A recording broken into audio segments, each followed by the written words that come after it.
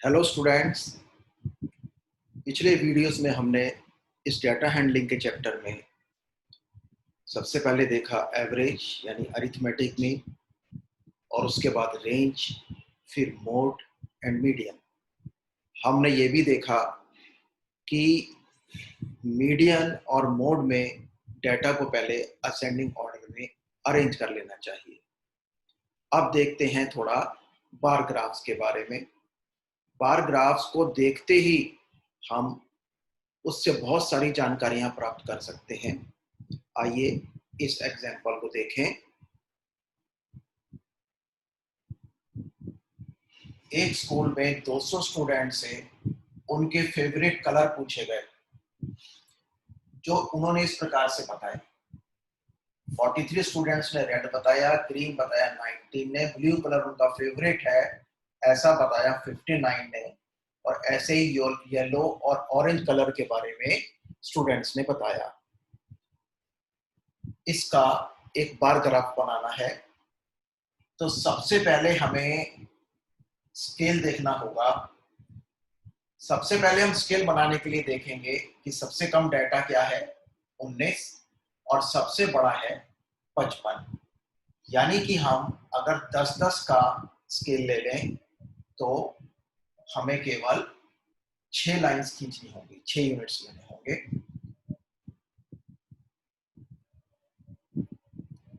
तो Y axis पर क्या लेते हैं, 10, 20, 30, 40, 50, 55 है तो 60, 19 है 10 से ही लेना चाहिए, और ये है 0, ये 10, ये 20, ये 30, ये 40, ये 50 और ये 60। उसके बाद हम बार्स बनाएंगे। बार्स में क्या ध्यान रखना होता है, समान मोटाई के हों यानी सेम विड्थ के हों, और इक्वल डिस्टेंसेस पे हों, बराबर दूरियों पर हों। क्या कहा मैंने कि same width and equal distances, समान मोटाई और बराबर दूरी।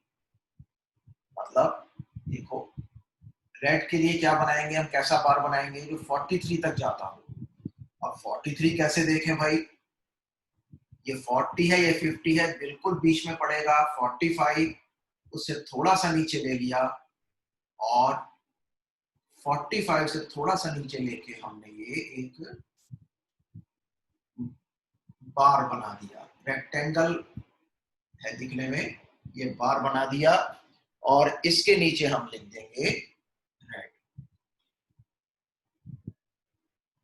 फिर हमें अगला बार बनाना है ग्रीन और 19 पर।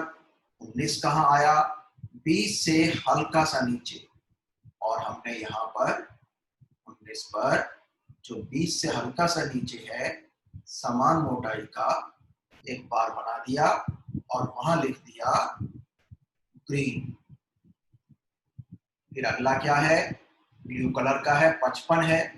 55 तो बड़ा आसान है, 55 कहाँ होगा, 50 और 60 के बीच में से लिया, और यहाँ पर आया 50 और 60 के बीच में, और बराबर दूरी रखनी है।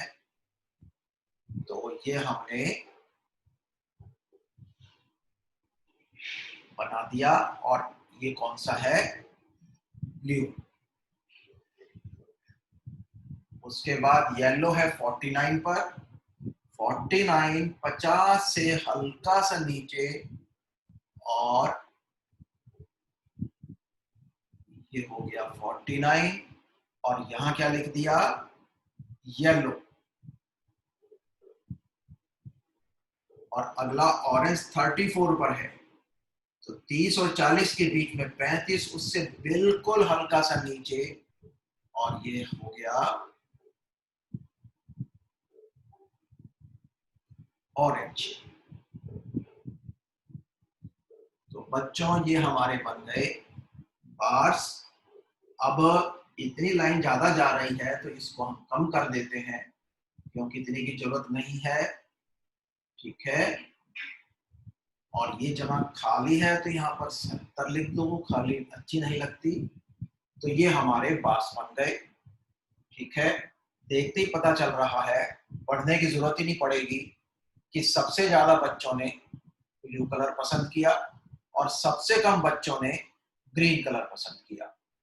ठीक है, इस तरह से हम छोटी मोटी जानकारी ले सकते हैं। एक बात और पता चलती है, सबसे लंबे वाला बार अगर ये है, इसका मतलब ये मोड को रिप्रेजेंट करता है। तो सबसे लंबे वाले बार से हमें पता चल जाता है कि डेटा का मोड क्या है। अभी इसमें क्या कमी है, अभी हमने ये तो लिख दिया red colour, green colour, blue colour.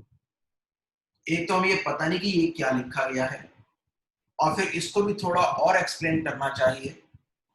तो हम क्या लिखेंगे, जैसे उसने दिया है कलर बताने से पहले उसने क्या कहा, फेवरेट कलर। तो यहां लिख दो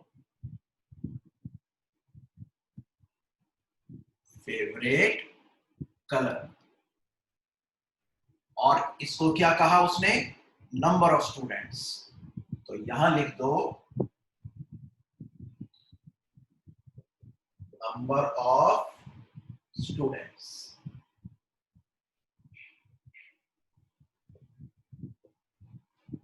बच्चों ये और ये लिखना भी बहुत जरूरी है।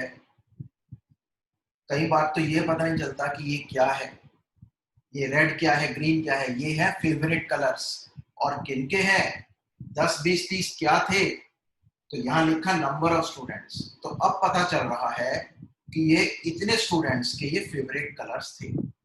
तो इधर और इधर लिखना भी बहुत जरूरी होता है। उसी से पता चलता है कि बार ग्राफ किस किस के बीच में बना है। तो बार ग्राफ में क्या खास बात ध्यान रखनी चाहिए, समान मोटाई के हो, समान दूरियों पर हो, और इस एक्सिस को एक्स एक्सिस बोल सकते हो, इसको वाई एक्सिस बोल सकते हो। एक्स एक्सिस क्या चीज दिखाता है और वाई एक्सिस क्या चीज दिखाता है, ये जानना भी जरूरी होता है। अब तुम चाहो तो अपने बार्स को थोड़ा सा सजा भी सकते हो, यानी कि इनको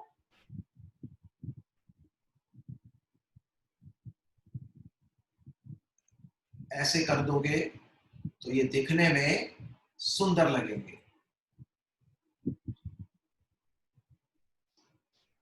इस प्रकार से तुम अपने बार्स को सजा भी सकते हो। सुंदरता का भी एक महत्व होता है, काम देखने में अच्छा लगे तो देखने वाले को आनंद आ जाता है। तो ये बन गया हमारा इसका बार ग्राफ।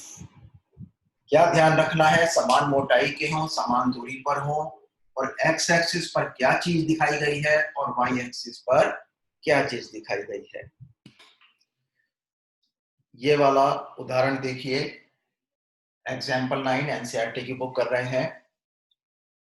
स्टूडेंट्स के नाम रखे हैं A B C D E F, और इनके मार्क्स ऑब्टेन्ड, जितने इनको मार्क्स मिले हैं वो यहाँ लिखे हैं। ए को 450 मार्क्स मिले हैं, बी को 500, सी को 300, और इस प्रकार से इन्हें आउट ऑफ 600। तो क्या रखा जाए इसमें, स्केल क्या लिया जाए। अब देखो, सबसे कम ऑब्जर्वेशन है 300 और सबसे ज्यादा ऑब्जर्वेशन है 540। तो ऐसा करते हैं, 100 का गैप रख लेते हैं। ठीक है, इस तरह से हमें 6 निशान लगाने पड़ेंगे, और वैसे भी मार्क्स ये 600 में से ही है।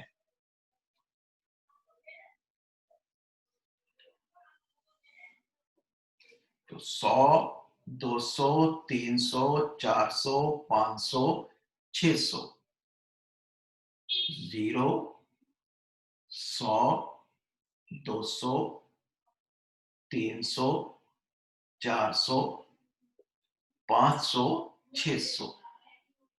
राइट। अब ए को कितने मार्क्स मिले, 450।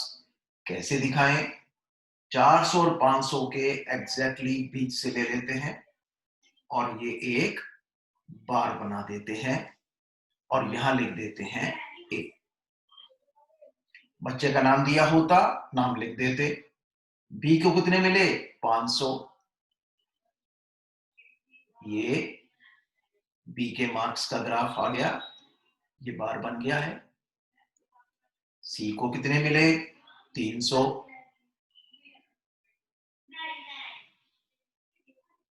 ये सी के मार्क्स आ गए। डी को कितने मिले? 360। अब 360 कैसे दिखाएं?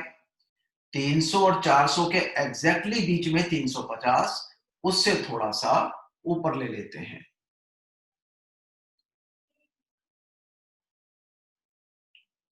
ये आ गया डी।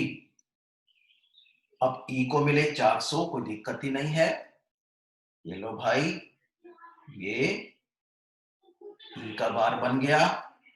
और एफ को कितने मिले? 540। तो 500 और 600 के बीच में 550, उससे हल्का सा नीचे लेकर और बराबर मोटाई और बराबर दूरी का, ऐसा भी नहीं है कि बिल्कुल ही थोड़ी सी हल्की सी ज्यादा भी मोटाई हो जाए तो चल जाता है, दिखने में पता ना चले खास।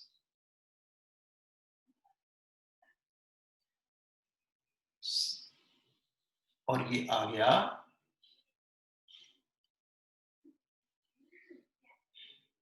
ई। ओके, ये पेंसिल से बनाओ बेटर है, ताकि कभी मिटाना पड़े तो आराम से मिटा सको और दोबारा से बना सको। तो ये बन गया। अब क्या कमी रह गई है भाई? ये क्या चीज है? और इसका तो बिल्कुल ही पता नहीं ये क्या चीज है। तो यहां लिखो,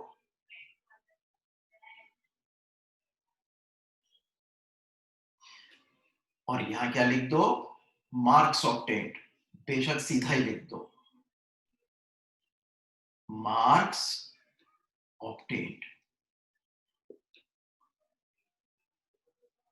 सीधा भी लिख सकते हो, ऐसे भी लिख सकते हो।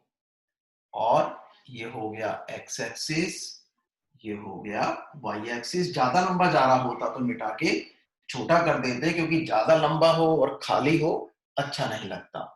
और इसके बाद तुम चाहो तो इसको सजा भी सकते हो।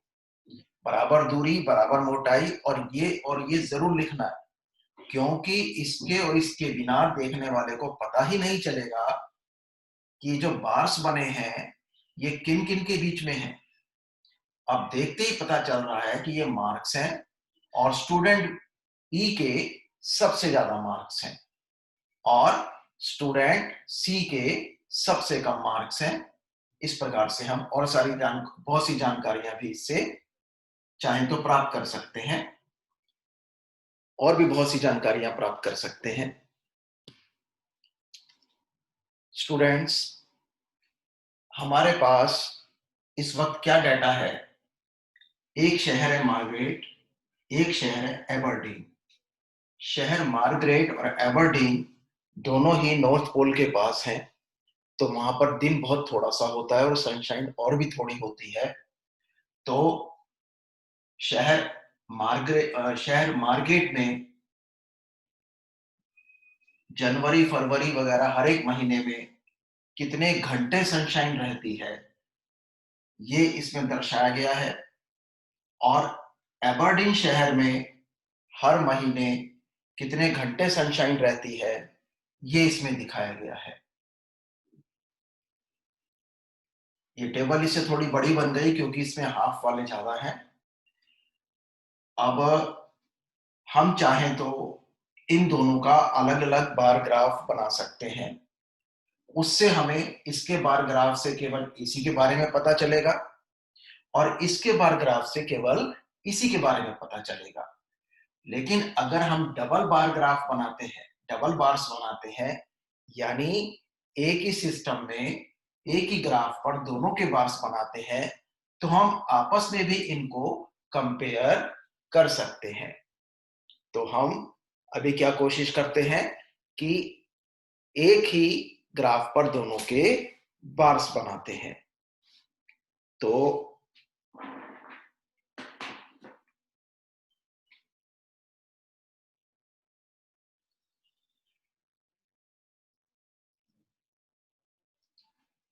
एक्स एक्सिस पे क्या आएगा? इसको एक्स एक्सिस कहते हैं, इसको वाई एक्सिस कहते हैं। एक्स एक्सिस पे आएगा पहला रो और वाई एक्सिस पे आएगा दूसरा रो। तो अब हमारा डेटा, क्योंकि दोनों को एक ही ग्राफ पे बनाना है, तो दोनों को मिलाकर देखते हैं सबसे कम ऑब्जर्वेशन क्या है। सबसे कम ऑब्जर्वेशन है 1.5। और सबसे ज्यादा ऑब्जर्वेशन क्या है? सबसे ज्यादा ऑब्जर्वेशन है 7 सही नहीं, सबसे ज्यादा ऑब्जर्वेशन है 8।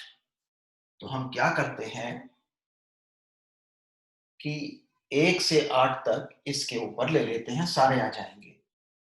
1 2 3 4 5 6 7 8।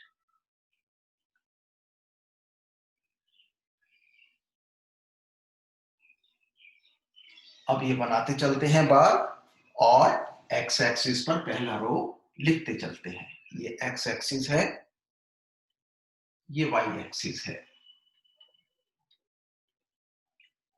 खाली ज्यादा ऊंचा नहीं जाना चाहिए, या तो निशान लगे होने चाहिए या उसे नीचा कर दो। अच्छा, एबरडीन के लिए क्या है? 2 वाला बार ग्राफ बना दिया।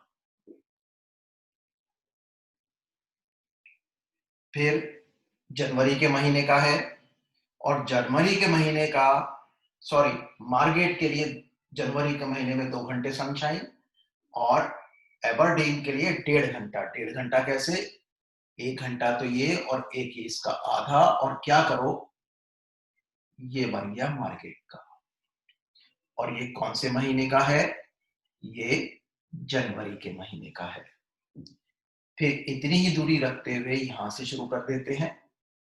फरवरी के महीने में मार्केट में 3.5, पहले मार्केट का बना रहे हैं बार, और फिर एबरडीन का बना रहे हैं। 3.5 बोले तो यहां से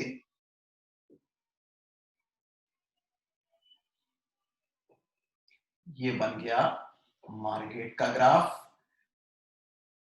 और फरवरी के महीने में एबरडीन में कितनी सनशाइन थी?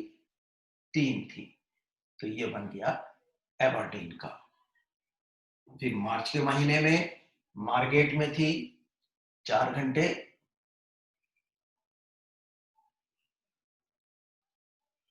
और 3.5 घंटे।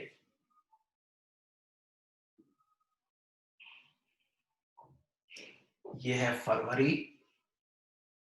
साथ साथ लिखते चलना चाहिए, बेटर रहता है।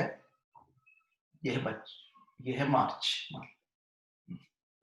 फिर उसके बाद अप्रैल, मार्केट में 4 घंटे सनशाइन थी अप्रैल के महीने में भी, तो मार्च में भी 4 थी, अप्रैल में भी 4 थी। और इधर 6 घंटे अप्रैल के महीने में एबरडीन में कितनी थी? 6 घंटे।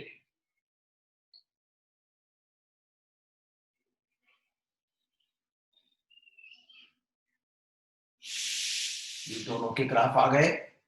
ध्यान रखना है जरा, समान मोटाई के हों और बीच की दूरियां भी समान हो। ये हो गया अप्रैल। फिर मई, इसमें 7 सही 3/4 घंटे। अब ये कैसे देखेंगे? 7 तक पहुंचे, उसके बाद 7 और 8 के बीच में अगर हम 4 निशान लगाएं, तो तीसरा निशान, 4 में से तीसरा, जैसे 4 में से 3 नंबर मिल गए हों, तो 7 तो ये रहा। अगर इसके बीच में हमने पहला निशान ये, दूसरा ये, तीसरा ये, चौथा 8वां ही होगा, तो यानी तीसरे निशान से शुरू करके 3/4 का क्या मतलब है कि 4 निशान लगा दो 7 और 8 के बीच में, और तीसरा ले लो। और मई के महीने में इसमें 5.5,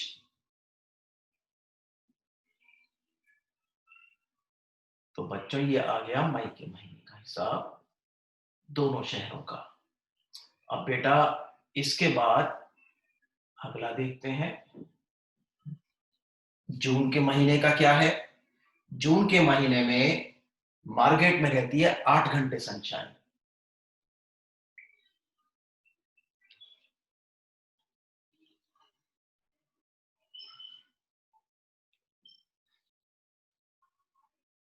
ठीक है, जून के महीने में मार्केट में रहती है 8 घंटे सनशाइन।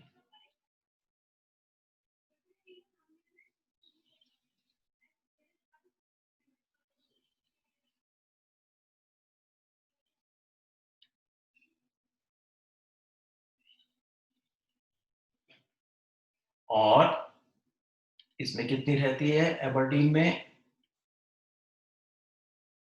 जरा लंबा है, बिना फुटे से थोड़ा दिक्कत है, हल्की सी। जून के महीने में 6.5, 6 और 7 के बीच में ये आ गया 6.5। फिर जुलाई के महीने में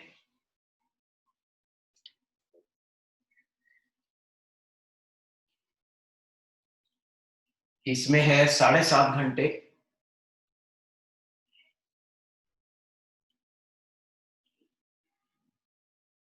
और इसमें है 5.5, 5 और 6 के बीच में। ये जून हो गया, राइट, और ये हो गया जुलाई। इस प्रकार से आगे के भी बनाए जा सकते हैं, कोई दिक्कत नहीं है। जैसे 1 से 3/4 है, 1 और 2 के बीच में अगर हम 4 निशान लगाएं तो तीसरे से, यानी कि 2 से थोड़ा सा नीचे से। अब ये बन गया है, तो एक तो हमें क्या दिखाना है कि यहां पर क्या चीज है। यहां पर लिख दो, ये है मंथ, हालांकि दिखाई दे रहा है फिर भी दिखाना चाहिए। और यहां पर क्या लिख दें हम, यहां पर लिख दें एवरेज सनशाइन, एवरेज सनशाइन।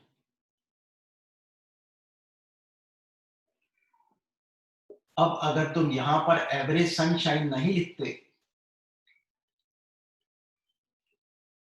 तो कोई इसे पढ़ ही नहीं सकता था कि भैया ये क्या है, ये तो मंथ है लेकिन ये क्या है, तो कोई समझ ही नहीं सकता था। अच्छा, अब क्या है, एक काम और करेंगे, मार्केट वाले को तो खाली छोड़ दो बेशक, और इसको ऐसे कर दो।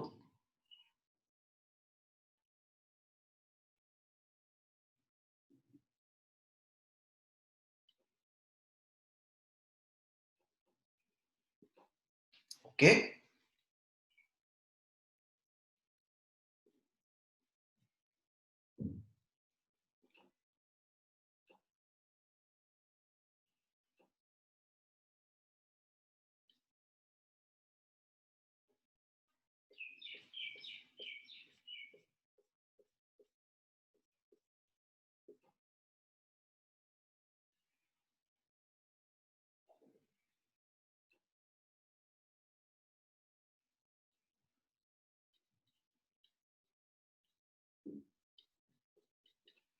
तुम ऐसे भी कर सकते हो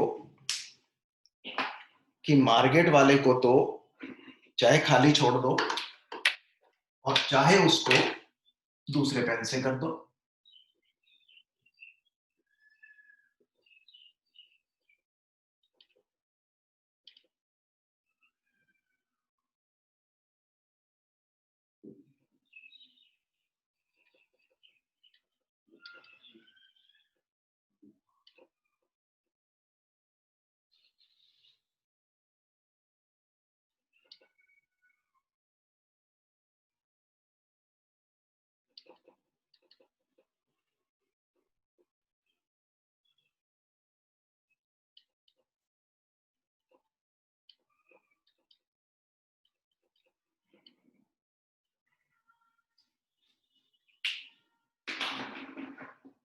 तो इस प्रकार से कर सकते हो। और क्या करोगे, सिर्फ ये बना के लिख दो कि ये मार्केट का है,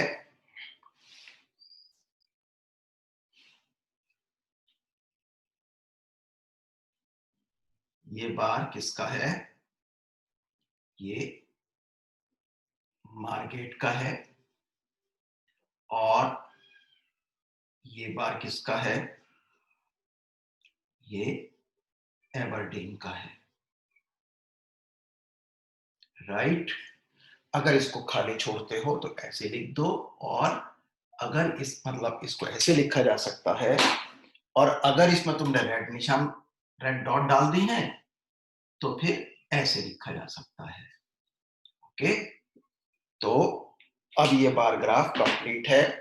जब भी बार ग्राफ बनाओ, एक बार ये देख लो कि इसमें कोई कमी तो नहीं रह गई बनाने के बाद। जैसे कोई चित्रकार अपना चित्र बनाने के बाद देखता है कि इसमें कोई कमी तो नहीं रह गई, ऐसे तुम्हें देखना चाहिए कि यहाँ स्केल लिखा है, यहाँ स्केल लिखा है, ये बार्स क्या है वो लिखा है, ये आंकड़े लिखे हैं, ऑब्जर्वेशंस लिखी हैं, और ये किस चीज को इंडिकेट करता है ये लिखा है, ये किस चीज को इंडिकेट करता है ये लिखा है।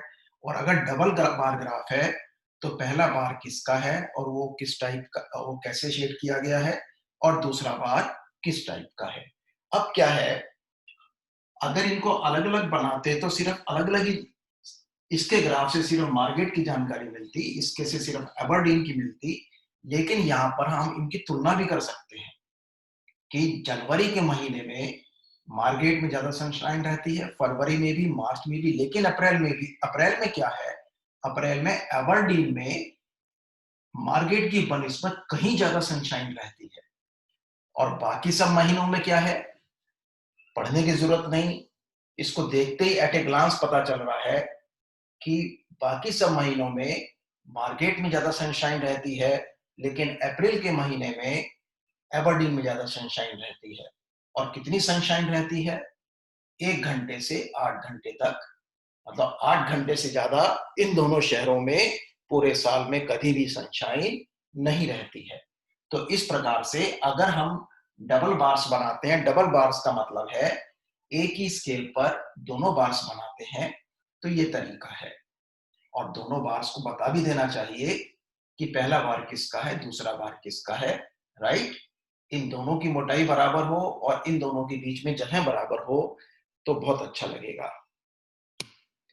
इसके अंदर हमने क्या स्केल लिया, क्योंकि केवल 1 से 8 तक का काम था तो हमने 1 2 3 का स्केल लिया, ठीक है।